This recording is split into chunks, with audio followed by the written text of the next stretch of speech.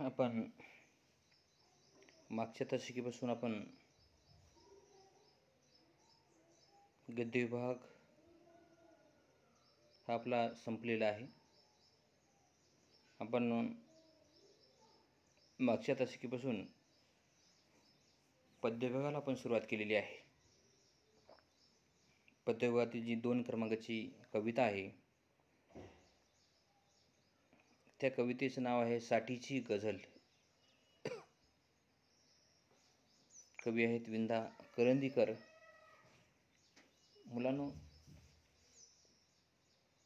ज्या कवीची कविता आहे, जो कवी कविता लिहिलेला आहे, त्या प्रत्येक कवितेच्या निर्मितीमागे काहीतरी पार्श्वभूमी असते मुलांनो.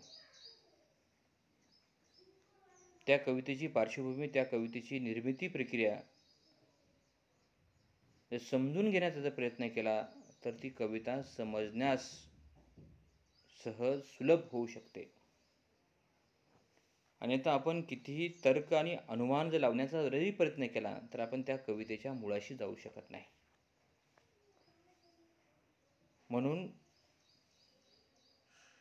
पहिल्यांदा ती कविता, तो कवी समजून घेण्याचा प्रयत्न केला पाहिजे.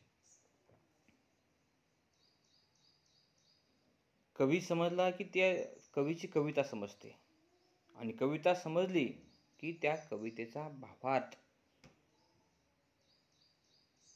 भावार्थाच्या मुळाशी, तळाशी जाऊन आपण त्याचा तळ ढवळू शकतो मुलांना. तसंच प्रत्येक कवितेच्या बाबतीमध्ये आहे. तर या कवितेचंच नाव आहे साठीची गझल. तर वयाच्या 60व्या वर्षी याचाच अर्थ या कवीनी ही गझल लिहिलेली आहे मुलांना. कारण आपल्याला कविता माहीत आहे परंतु गझल माहीत नसते मुलांना.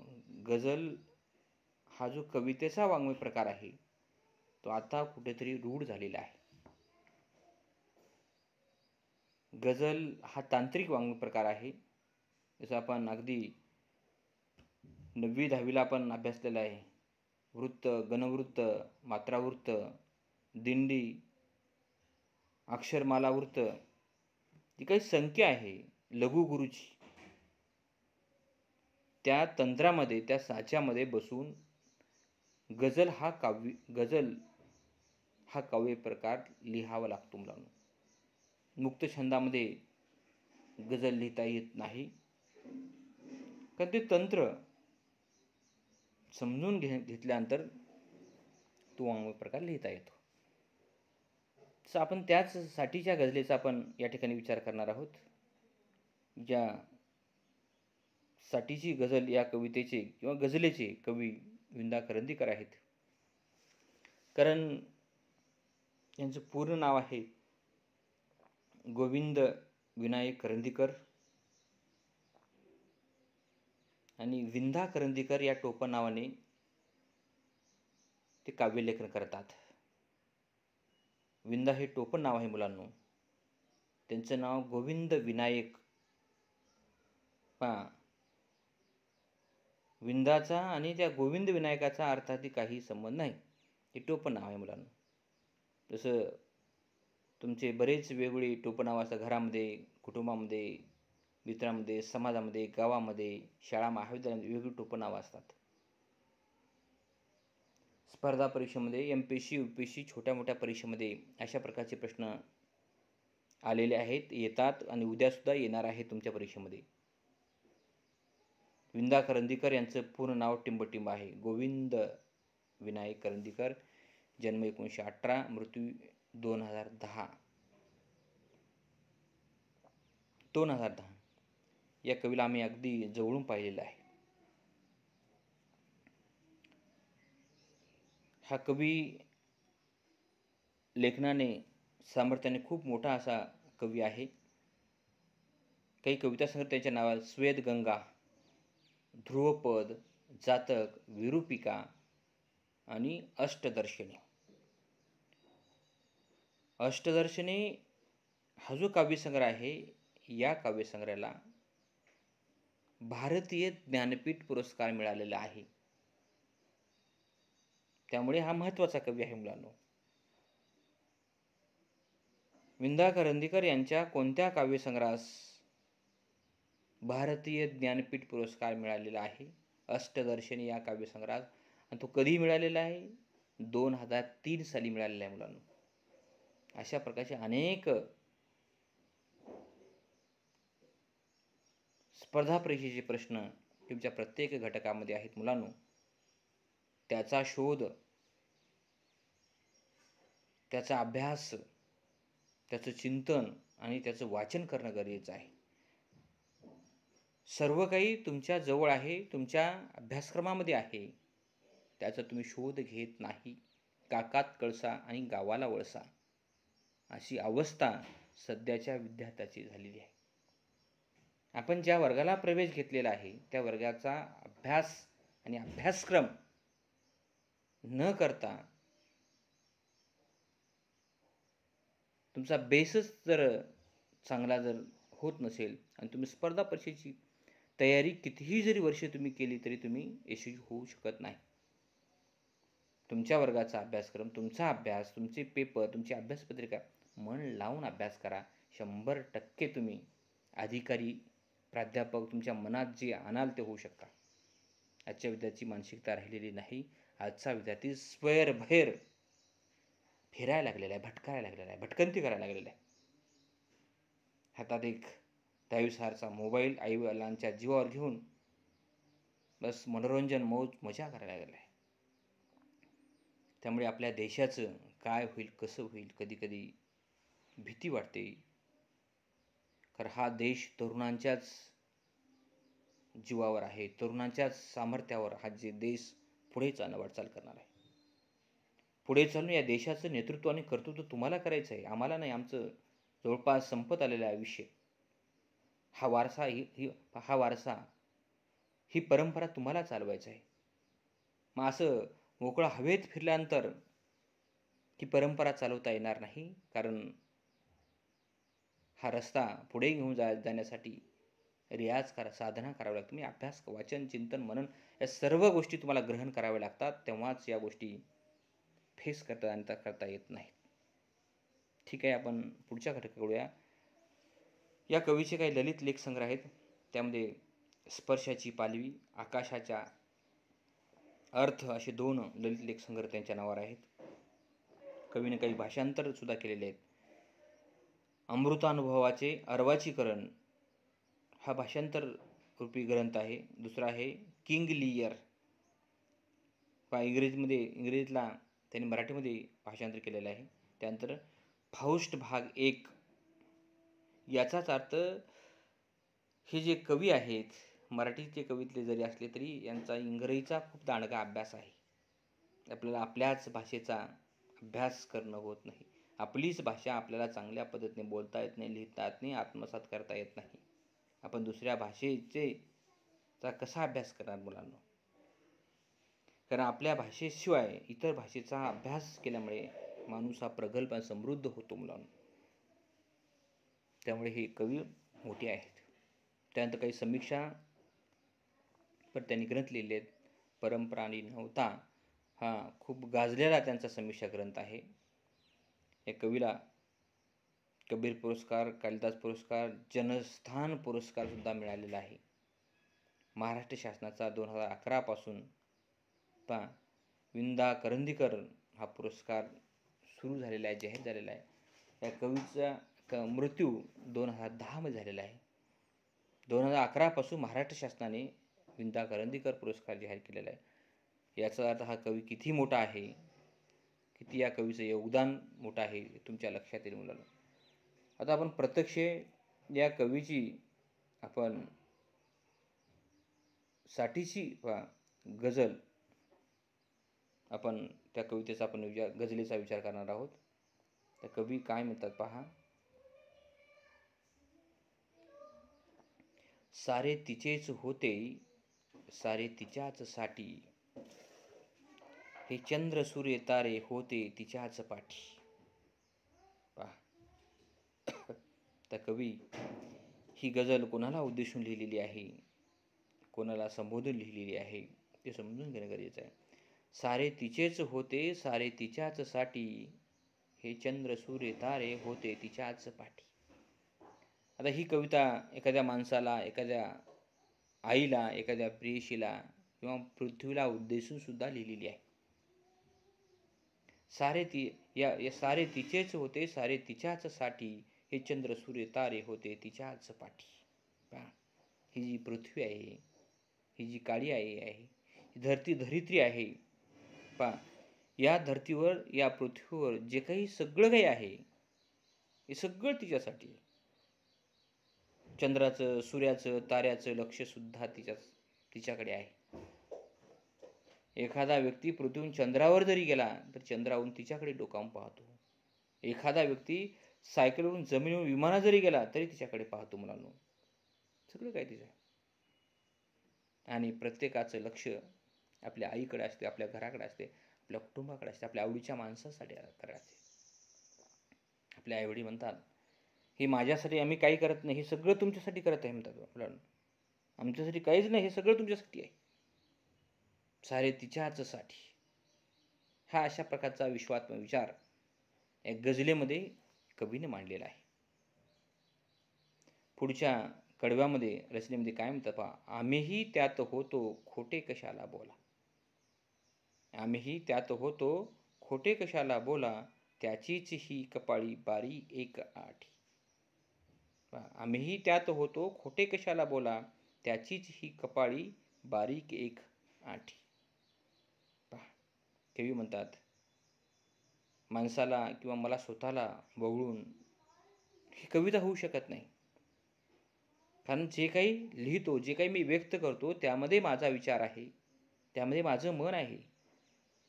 मी कधीच खोटं बोलत नाही. त्यामध्ये सुद्धा मी आहे, त्यामध्ये सुद्धा मी एक आहे. चांगल्यामध्ये मी आहे आणि वाईटामध्ये सुद्धा मी आहे. त्याचीच एक कपाळी बारीक एक आठी.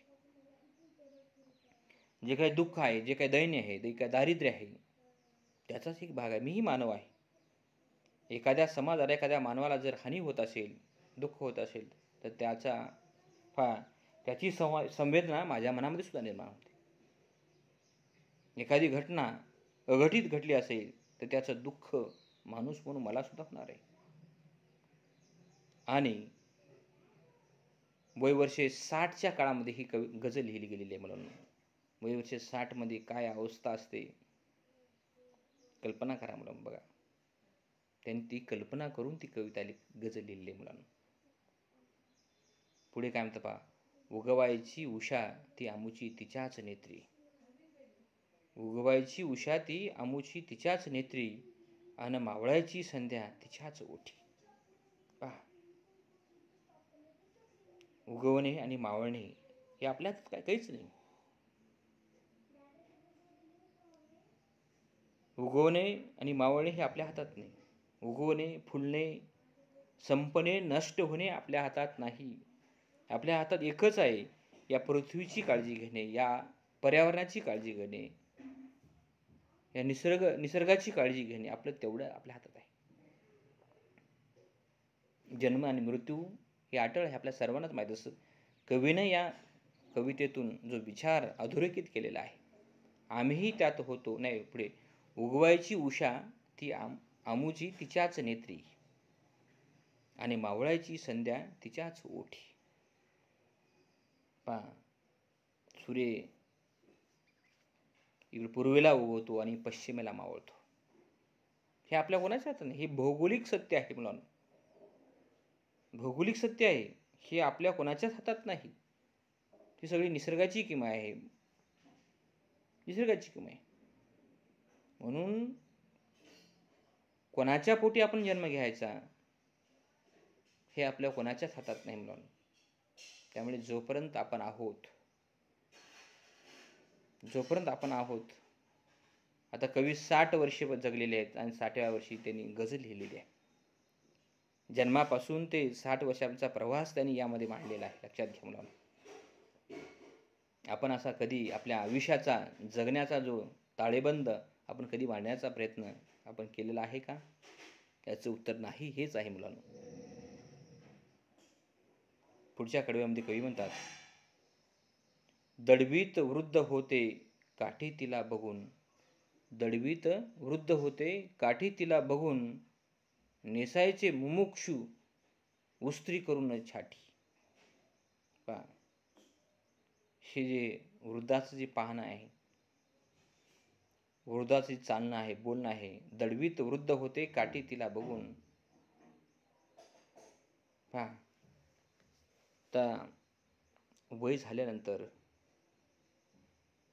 आपण काठी लपवू शकत नाही, काठी दडवू शकत नाही. तर त्या वयानुसार त्या माणसाला तो आधार महत्त्वाचा असतो, आधार घ्यावा लागतो. आणि वृद्ध झाल्यानंतर आपण आपलं वय आपण झाकू शकत नाही, लपवू शकत नाही. दडवीत वृद्ध होते काठी तिला बघून नेसायचे मुमुक्षू उस्त्री करून छाटी. पहा, आपण कसं राहावं, कसं बोलावं, विशिष्ट वय झाल्यानंतर आपण काहीच करू शकत नाही मुलांना. तारुण्यामध्ये आपण करू शकतो. आपली वेशभूषा, आपली केसभूषा त्यामध्ये बदल परिवर्तन करू शकतो. परंतु वय वर्षे 60 झाल्यानंतर, ओलांडल्यानंतर, त्या वर्षांत पदार्पण केल्यानंतर बऱ्याच गोष्टीला आपल्याला मर्यादा येते मुलांना. बऱ्याच गोष्टीला मर्यादा येते. कोणी काही जरी म्हटलं तरी आपल्याला त्या थांबवता येत नाहीत. आणि तो विचार या ठिकाणी मांडला आहे. पुढच्या कडव्यामध्ये कवी काय म्हणतात, प्रत्यक्ष भेटली का नव्हती तशी जरुरी. प्रत्यक्ष भेटली का नव्हती तशी जरुरी, स्वप्नात होत होत्या तसल्या अनेक भेटी. आपण दिवसभरामध्ये आपण कसा विचार करतो, तशी आपल्याला स्वप्न संध्याकाळी पडतात मुलांना. जे मनी दिसे ते स्वप्नी दिसे, जे मनी दिसे ते स्वप्न. आपण दिवसभर काय विचार करतो, कोणता विचार करतो, कोणत्या गोष्टी चिंता आणि मंथन करतो, तोच विचार आपल्याला झोपेमध्ये आपल्या मनामध्ये तो खेळायला लागतो. प्रत्यक्ष भेटली का नव्हती तशी जरुरी. एखाद्या घटनेबाबत, एखाद्या आवडत्या पुरुषाबद्दल किंवा स्त्री प्रत्यक्ष भेटण्याची, संवाद साधायची सुद्धा गरज नाही. आपलं मन असं, मनाची नजर त्या गोष्टीवर खेळली, भिडली, भेट घेतली तर प्रत्यक्ष भेटण्याची काही आवश्यकता नाही. आपण इथं बसून सुद्धा आपण मुंबई पाहू शकतो, पुणे पाहू शकतो. अतिशय आनंदानं माणसाचं मन हे क्षणाक्षणाला बदलू शकतं, चलबिचल होऊ शकतं. आपण आता लगेच, मी आता पुण्याला गेलेला आहे, लगेच मी तुमच्या जवळ आलेला आहे. एक वेळ एखाद्या माणसाला पाहिलं की लगेच तो माणूस आपल्या समोर, तिची प्रतिमा आपल्या समोर येते. तो माणूस समोर याची गरज नाही, आवश्यकता नाही. एका मनाचा दुसऱ्या मनाशी सुद्धा संवाद होऊ शकतो. एक मन आपण एका नेत्राने दुसऱ्या प्रतिमेला आपण पाहू शकतो. प्रत्यक्ष भेटली का नव्हती तशी जरुरी, स्वप्नात होत होत्या तसल्या अनेक भेटी. स्वप्न चांगली पाहिली पाहिजेत. आपण चांगला जर विचार केला तर स्वप्न चांगलीच आपल्या मनामध्ये येतात, चांगलीच पडतात, चांगलीच पाहता येतात. आपले मित्रपरिवार कसे, आपला वातावरण कसं, सभोवताल कसं आहे, ॲटमॉस्फिअर कसं आहे, त्यावर ती स्वप्न तरळतात मुलांनो. हा विचार कवीनं फार सुंदर पद्धतीने मांडलेला आहे. शेवटी कवी काय म्हणतात पहा, हसतोस काय बाबा तू 22शीत बुड्ढा. आजचे तरुण कवी 60व्या वर्षीसाठीची गझल लिहिलेली आहे. एखादा माणूस 60 वर्ष झाल्यानंतर त्याच्याकडे कसं पाहतात, लोकांच्या नजरा कशा असतात, आणि तो लोकांकडे कसं पाहतो, समाज कोणत्या दृष्टीने त्याच्याकडे पाहतो, असे अनेक विविध प्रश्न या गझलेच्या माध्यमातून माणसाच्या मनामध्ये, वाचकाच्या मनामध्ये निर्माण होतात. आणि ही जादू, ही कमिया विंदा करंदीकरांनी या गझलेच्या माध्यमातून मांडलेली आहे. हसतोस काय बाबा तू 22शीत बुड्ढा. आजची मुलं 20-25 वर्षामध्ये, 22 वर्षामध्ये म्हातारे दिसायला लागलेले आहेत, बुड्ढे दिसायला लागलेले आहेत. त्याचं राहणं, त्याचं जगणं, त्याचं खाणं, त्याचं फिरणं, त्याची लाईफस्टाईल सगळी बदलून गेली, बिघडलेली आहे, उद्ध्वस्त झालेली आहे. म्हणून वय, शरीर हे अनमोल आहे, अमूल्य आहे. त्याचा वापर, उपयोग चांगल्या कामासाठी व्यवस्थितपणे केला पाहिजे. नुसता वयवर्ष 22मध्ये सुद्धा, 22व्या वर्षी सुद्धा माणूस म्हातारा दिसायला लागतो. आहेत बरेच. त्यांना विचार ज्यांची उद्या असेल साठी, त्यांना विचार ज्यांची उद्या असेल साठी. अशा लोकांना विचारलं पाहिजे, बाबा रे, तू आताच साठीमध्ये गेल्यासारखा वाटायला लागलेलास, वयवर्ष 60 झाल्यासारखं वाटायला लागलं का? कशासाठी? अशी अवस्था तुझी का झालेली आहे?